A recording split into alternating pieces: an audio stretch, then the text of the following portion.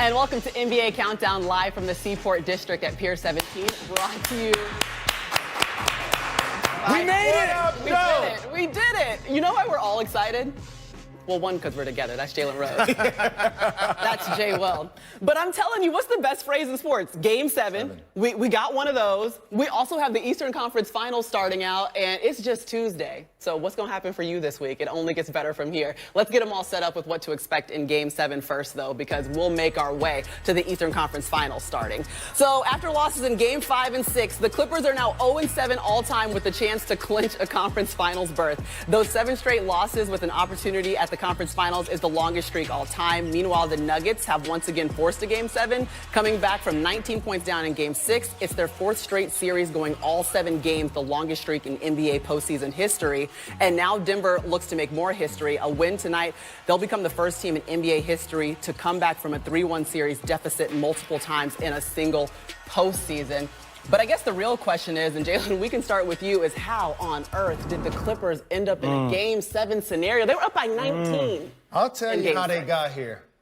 And if the Denver Nuggets win tonight, I really think I'm going to need some counseling. Okay. I'm going to need some therapy because I'm too close to this NBA basketball thing, and I have a man crush, and I don't think it's healthy on the Joker.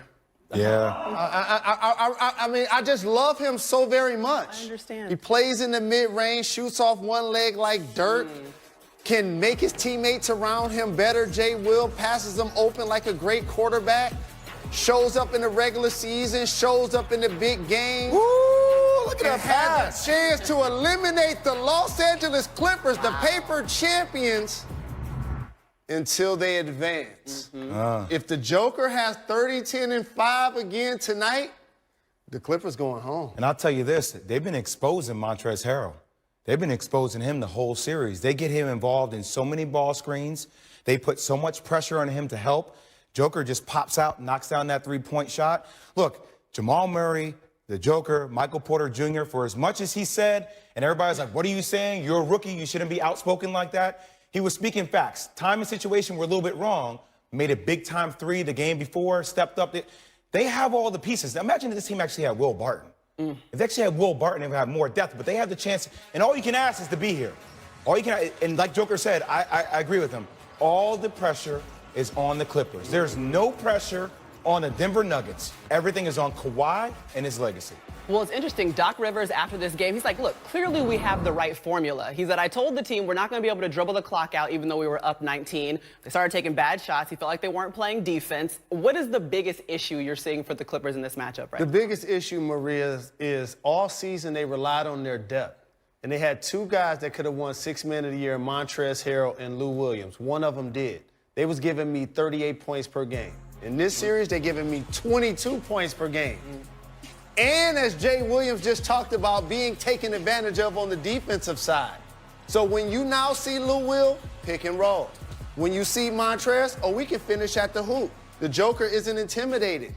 Now they've taken the strength from the Clippers and they've turned it into a weakness. Yeah. Now can Kawhi and Paul George be so very good to overcome the fact that those guys aren't giving you the productivity that they did in the regular season? J-Ro, this is going to be a challenge for us moving forward, especially if the Denver Nuggets win. And I want you to hold me to something, and I'm going to hold you to it, too. Every conversation we have within these confines of ESPN, everybody talks about Kawhi Leonard being the greatest player, right? He's the greatest player on the planet. Okay. I think he's been trending in that direction. If he is, it's time that all of us start holding him to the same standard that we hold LeBron James to, correct? Right? So if they don't get there, can you imagine, like if LeBron and the Lakers didn't get there, even though in a truncated season, even though playing in the bubble, it would have been like, what's wrong with him? Having a top 5 player isn't enough. He got Paul George to join him. He got everything there in LA. Everything's set up. It's just time we hold Kawhi Leonard to the same energy that we hold LeBron James to. That's all I'm saying. Tonight is a massive game. He talks that manufacturing your own energy is very important, not having fans there. I know he's emotionless, but you're going to need to see some energy out of him tonight in order for them to conquer this Game 7. This is the only time I'm going to ask y'all this question. Who wins Game 7? Oh, the Clippers. Clippers. All right, well, that was I have no other choice but to say the Clippers, J-Ro.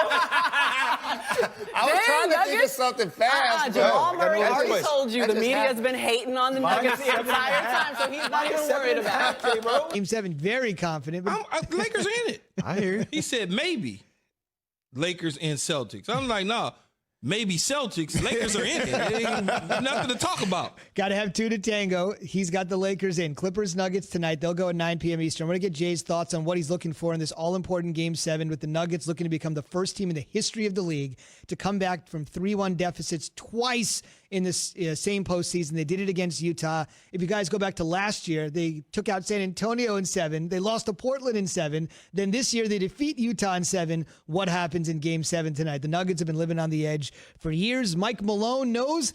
People like Key, they know the Nuggets are always treated like that underdog. This is going to sound really funny, but I almost feel like we're the bad news bears, and I'm Coach Buttermaker. We're a team that nobody really looks at and takes us seriously. And our guys, I think, have taken that personally. And we all say that we don't listen to it, but obviously we do listen to it because we talk about it, but we don't believe it. I think that's the important thing, Kay. We don't believe in what we hear. And we feel we're just as good as anybody. We feel that we're an NBA championship caliber team. By the way, the Bad News Bears, maybe he was confusing them with the Denver Bears, which was a minor league baseball team out in Denver. That's not what I'm thinking. If you're too young, IMDb that. The Bad News Bears is actually a great flick for the family. Big spot tonight, Game 7, Clippers Nuggets. What are the most important things to watch here? Well, the major headline is that this is the exploitation of Lou Will and Montrezl Harrell.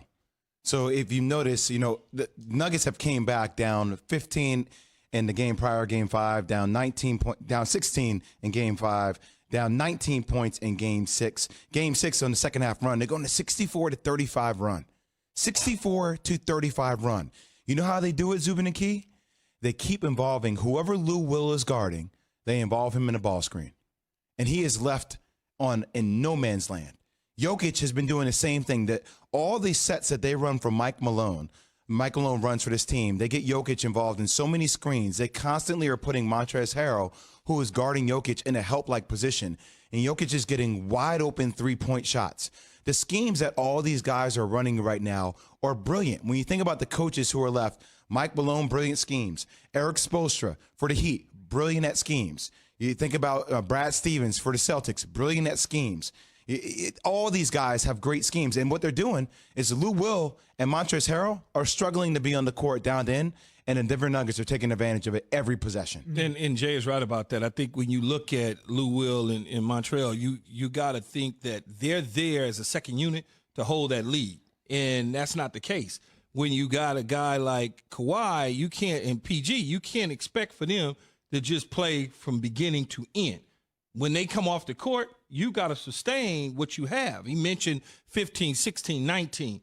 That's a lot of points to surrender and expect to hold on and win a game. Now, tonight, if they mess around and the same thing happens, then you will be seeing Denver playing the Lakers in the Western Conference Final, which I would smile to. I mean, I'm not afraid of the Clippers or nothing like that, but at the end, the easier path is the better path. Real quick, we should mention Lakers Nuggets 2009 Western Conference Final. So a decade later, they might meet again. Keyshawn, J. Will, Zubin, brought to you by Goodyear. Movement, always driving us forward, whether it's on the track, on the court, or on the field. Every move we make, every road we choose to go down, and every single mile marker we pass leads us to just find out how far we can go. Goodyear, more driven. We're presented by Progressive Insurance. And to Jay's point, second unit extraordinaire, Montrezl Harrell was the Sixth Man of the Year. Lou Williams has won that award before, so they certainly have a lot of firepower. Well, Patrick Beverly fouled out the last game, so that was critical for Doc Rivers and that team. What's the help me with what's the guard? Not Patrick Beverly, but the other guard. Landry Shamet? No, gosh, it's the guard. Lou Will? Not Lou Will. Come on, Jay, help me here. The point that we're backing up Patrick Beverly. They should actually be playing more. They replaced him when he fouled out. Lou Will's in the game. No, it's not. It was the other. God dang it! I can't think of his name. I drew a blank, but you're gonna find it. Are you talking about Reggie Jackson? My bad, Reggie Jackson. He should be playing more. Mm-hmm. They should actually have him on the floor more, in my opinion. And tell me what you think about that, Jay. No, you're right. You're right. Look, I couldn't think of his name. It's all good. It happens, man. We got a lot of names. We're covering a lot of different sports. It's fine. I think one of the things that happens is you know, Reggie, I don't know if Doc believes in Reggie offensively down the stretch to make those decisions, right? Because Lou Will is such a bona fide scorer. So, but what happens when you have Lou Will on the court? Look, this is what the Lakers did every time they matched up against the Clippers. Whoever was guarding LeBron James, you know, whoever's guarding Lou Will, they would say, hey, come over here and set a screen. They would force Lou Will to switch. That's what teams are doing.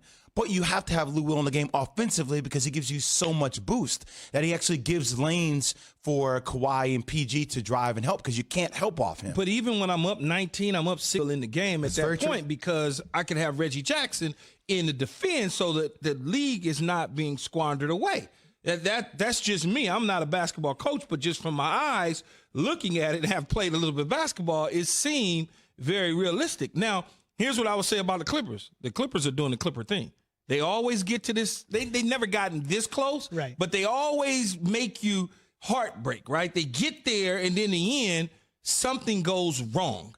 Whether it was when they had Blake Griffin and Lob City going on, it's just like, I'd love to see them advance, but this has got to be nerve-wracking and a lot of pressure on Doc's brain to try to navigate this sort of, we're up 3-1. Now, all of a sudden, we're tied at 3-3, and the littlest mistake could cost us, and we may never be back in this position again. I will say the one game-changing thing for the Clippers is you have a guy like Kawhi Leonard who's been in Game 7s before, who understands the severity of the moment, who I really think will step up. And tonight, I really think we'll see the Clippers play with a sense of urgency. If they get a double-digit lead, I don't think you're going to see them give it up this time.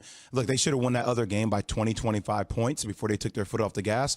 And Vegas always knows something about these games. I mean, they're minus 7.5. Clippers minus 7.5 in the Game 7. That's going to be interesting. Very interesting indeed. Still to come, our Paul Feinbaum is here, and he'll discuss the biggest story that's rumbling